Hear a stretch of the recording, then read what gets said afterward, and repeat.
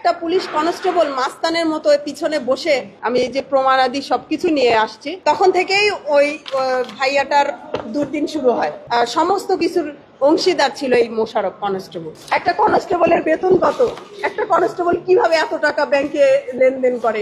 অবৈধ টাকা এবং অবৈধ নারীতে সে লিপ্ত হয়। একটা মেয়ে কতটা অসহায় হলে বাচ্চা দুইটা নিয়ে রাস্তায় নেমে আসে। এই কনস্টেবল মোশাররফের সাথে আমার 2003 সালে পারিবারিকভাবেই বিয়ে হয়। বিয়ের পর থেকে সে যৌতুকের দাবি করে। নগদ 2 লক্ষ টাকা যৌতুক নিয়েছে, তার প্রমাণ, সাক্ষ্য প্রমাণও আমার কাছে আছে। তার নিজের দুলাভাইকে পাঠাই দিয়ে আমার কাছ থেকে, আমার ফ্যামিলি থেকে নগদ 2 লক্ষ টাকা নিয়েছে। এবং পরিবার, আমি ভালো থাকার জন্য আমার ফ্যামিলি আমাকে আসবাবপত্র থেকে শুরু করে সমস্ত কিছু দিয়েছিল। সেই সময় তার আসলে কিছু ছিল না, নিঃস্ব ছিল। সে আমাকে এতটা মানে ব্যবহার করছে যে সবকিছু নিয়ে, এই বাচ্চা দুটো নিয়ে শেষ সময়ে এসে আমাকে ফেলে দেবে আমি কখনো ভাবিনি। কিন্তু এই কাজটা সে করছে ফ্যাসিস্ট শিমুল এমপির গানম্যান হওয়ার পরে। 2017 সালে সে নাটোরের সাবেক শিমুল এমপি শফিকুল ইসলাম শিমুলের গানম্যান পদে নিযুক্ত হয়। তখন থেকে সে অবৈধ টাকা ইনকাম করা মানে ধরে। যখন অবৈধ টাকা ইনকাম করতে শুরু করে তখন তার পরিস্থিতি অন্যরকম হয়ে যায় এবং অবৈধ টাকা এবং অবৈধ নারীতে সে লিপ্ত হয়।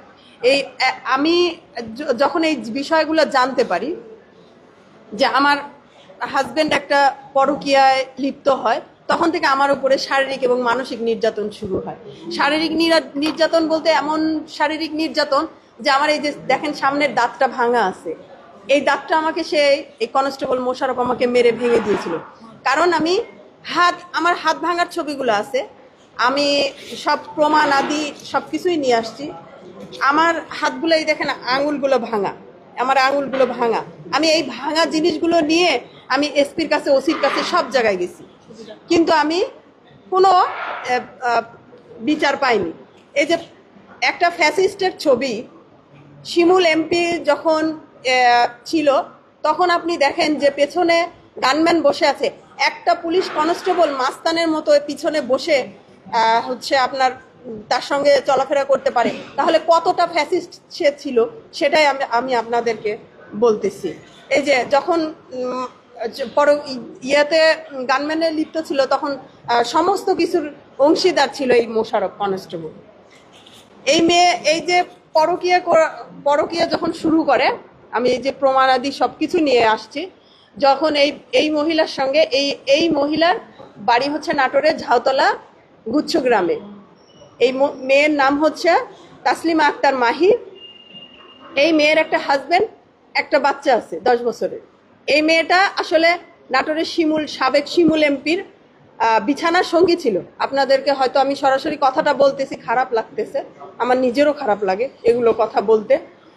তো সেই মূলত তার সেই ব্যবহারটাই এই কনস্টেবল মোশাররফ ব্যবহার করছে। এবং এই তাসলিমা আক্তার মাহির হাজবেন্ড যখন এই পরকীয়ার বিষয়গুলো জানতে পারে, তখন তাসলিমা আক্তার মাহির হাজবেন্ডকে এই কনস্টেবল মোশাররফ গুলি করছিল। তার প্রমাণ, সাক্ষ্য প্রমাণ, এবং হাসপাতালে ভর্তি ছিল, সেই প্রমাণগুলোও আছে।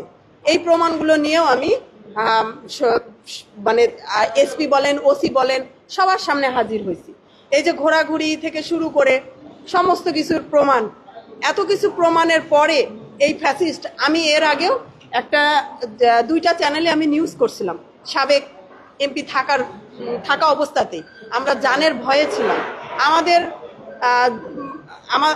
আমাকে সাবেক শিমুল এমপি তো অনেক অপমান অপদস্থ করছেই।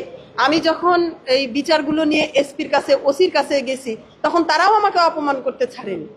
আমি যখন নাটোর লালবাজারে আমি যখন এই তাসলিমা আক্তার মাহি সহ লালবাজারে মোশাররফ কনস্টেবল বাসা নিয়ে থাকতো, আমি যখন এই তাসলিমা আক্তার মাহি সহ জনগণের সহযোগিতায় এই মোশাররফ কনস্টেবলকে একসাথে হাতে নাতে ধরি, তখন আমার বাসায় জাহিদ মেম্বার ছিল সাবেক, ওনাকে ছাড়াই দেয়, কনস্টেবল মোশাররফকে ছাড়াই দেয় এবং আমার বাসায় ওসিকে বলে পুলিশ পাঠায়। আমি কোনো বিচার চাইতে পারিনি, আমি এতটা নির্যাতিত ছিলাম।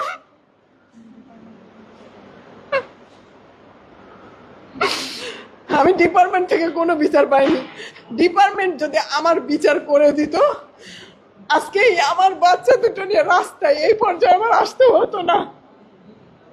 আমি কোন পর্যায়ে যাইনি, আমি স্বরাষ্ট্রমন্ত্রী, সাবেক স্বরাষ্ট্রমন্ত্রী পর্যন্ত গেছি।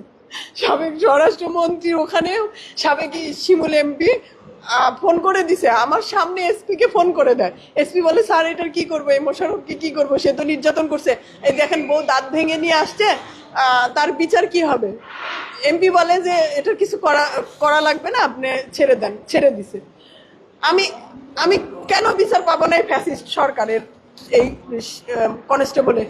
ফ্যাসিস্ট সরকারের সকলের যদি বিচার হয়, তাহলে এই সাবেক কনস্টেবল এমপির গানম্যান এখনো কিভাবে চাকরিতে বহাল থাকে? আমি বুঝি না। কারণ আমি তো তার বিরুদ্ধে কোনো মিথ্যা অভিযোগ নিয়ে আসিনি, আমার সমস্ত কিছু প্রমাণাদি আমি নিয়ে আসছি। আমার এমন কোনো প্রমাণ নাই যে তার কল রেকর্ড আছে, তার মেয়ের সঙ্গে কথোপকথনের কল রেকর্ড আছে, তাকে বাসায় ধরছি সেই রিপোর্টগুলো আছে। একটা কনস্টেবল কত টাকার মালিক?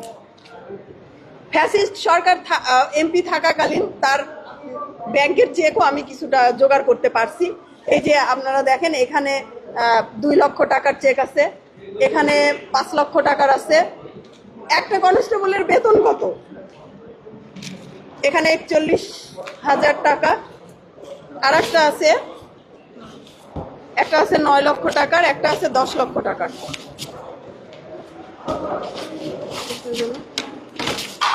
আমি এই প্রমাণাদিগুলো নিয়েও আমি এসপির কাছে গেছি। এই যে এখানে 9 লক্ষ টাকার একটা চেক আছে, ইসলামী ব্যাংকে ছিল। এখানে 10 লক্ষ টাকার। একটা কনস্টেবলের বেতন কত? একটা কনস্টেবল কিভাবে এত টাকা ব্যাংকে লেনদেন করে? এই প্রশ্নগুলো আমার। যখন এই তাসলিমা আক্তার মাহির এই চ্যাটিং গুলো ওনার হাজবেন্ড ধরতে পারে, এই যে মোশাররফ সাহেবের সাথে, তখন থেকেই ওই ভাইয়াটার দুর্দিন শুরু হয়। তার মানে র্যাব দিয়ে ধরাই দিছে, তারপরে পুলিশ বাহিনী দিয়ে মামলা দিছে। আমি এত কিছুর পরে আমি আর এই ভাইয়াটা মামলা করতে গেছিলাম, মানে এই তাসলিমা আক্তার মাহির হাজবেন্ড এবং আমি দুইজনে মামলা করতে গেছিলাম, কিন্তু আমাদের মামলা তখন নেয়নি।